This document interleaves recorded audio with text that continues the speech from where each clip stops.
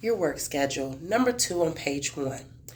The employee must ensure that they are clocking in and clocking out from every shift. Okay? How do we do that, Sherry?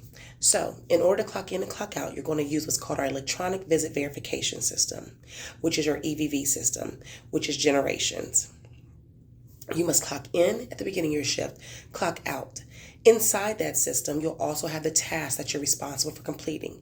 You will check off what you have done during that day. And whatever you don't do, you need to put a note as to why you did not do it. Then there will be a note that you'll be required to put in.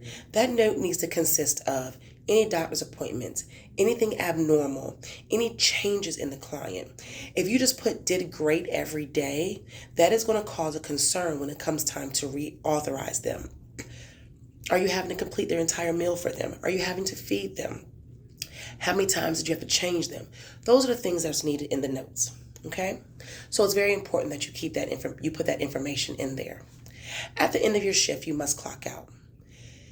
Put a reminder in your phone for your schedule. What time you go to work, what time you get off, so that you remember to clock out. If you do not clock out, I cannot pay you. I need to verify that you were there, okay? And how do we do that? You're going to complete your task, clock in, clock out. You're going to sign, and the client or the family member will sign saying that you were there. I must have that to process payroll, okay? So you're being hired and you have a base rate. You will get that rate for up to 40 hours. In the event that we ask you to work overtime, you will be paid time and a half. And that time and a half is off of your base rate. Okay? But overtime must be approved. Number 3, notice of resignation. In the event that you decide that you no longer want to work for us, we understand. We understand things happen. We understand things change. We ask that you give a respectable 2-week notice in order to be 1, rehired, 2, so that we can properly plan for the client for their care. Don't just not show up. Don't just not call. Give common courtesy and a common respect to those that you're providing the service to. We also may be able to work with you if there's some changes going on. So please ensure that you are doing that when you, if you decide you no longer want to be employed. Okay. Number 4, non-solicitation of clients. You, the employee, agree to not solicit or accept our clients independently and take them somewhere else. Okay? Basically, you cannot say, hey, I can get paid more over here, or hey, I want you to go to my sister's company and take them with you. Okay? In the event that you do that, you could be fined substantially. Okay? So, please read that completely. The employee agrees not to solicit or accept independently any clients of the employer during their employment with the employer and for a period of 1 year after termination of employment with the employer. So, you came here without them, you leave without them, okay? Work attendance. Attendance is very important. Our clients are waiting for you. They expect you to come. They expect you to be on time, okay? So, if you're going to be late, we need for you to contact the office, not the client. We'll contact the client, okay? You're to report to work at your designated time and clock in. If you're a DSP, you need to clock in. You need to come to work at least 5 minutes early so that you can complete your walking rounds and get report on your individuals, okay? This completes the first page of your 14 pages of orientation. In the bottom right-hand corner where you see page 1 of 14, please write the word BEST, B-E-S-T. Alrighty. Number 3, if you feel sick or ill, call before your scheduled shift. All staff are called to at least a minimum of 2 hours prior. You must call the office or contact the on-call, which is 757-581-9504. A text message is not acceptable. A text message to call out is not acceptable. Okay? You must speak to someone. Now, if you wake up at 3 o'clock in the morning and you don't feel well, don't call me at 3. Text at 3 and then do a follow-up call at 6 to ensure that I received it.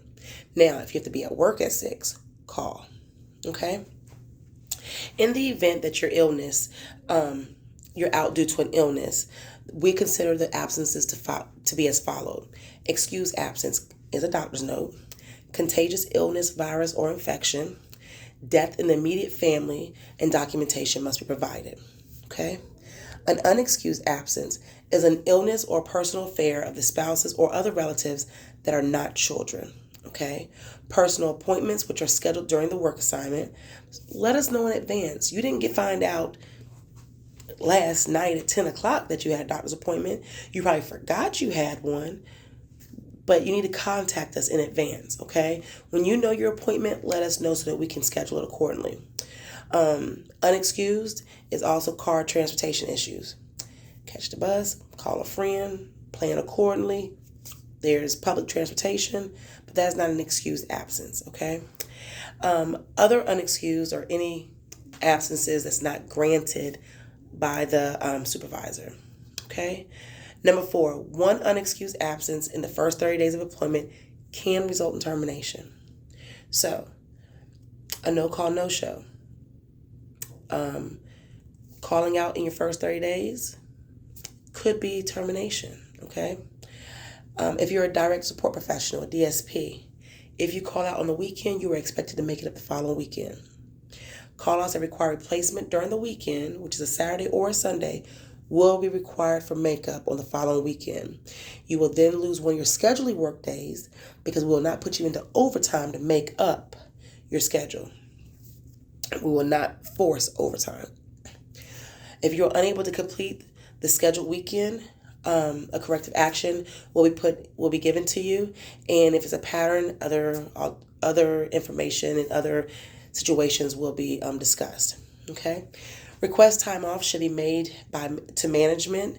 We would like at least 2 weeks notice if you know you're going to need to be off. Some things may be a little shorter, but as soon as you know, let us know. You can send it through generations. In the event that it is less than 24 hours or less than 48 hours before, you need to call and speak with someone. Okay, so this concludes page 2.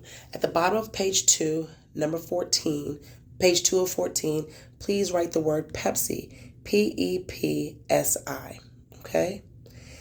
Any employee who is absent for one scheduled work assignment without notifying the office or the company will be considered a voluntary resignation, and that is considered a no-call, no-show.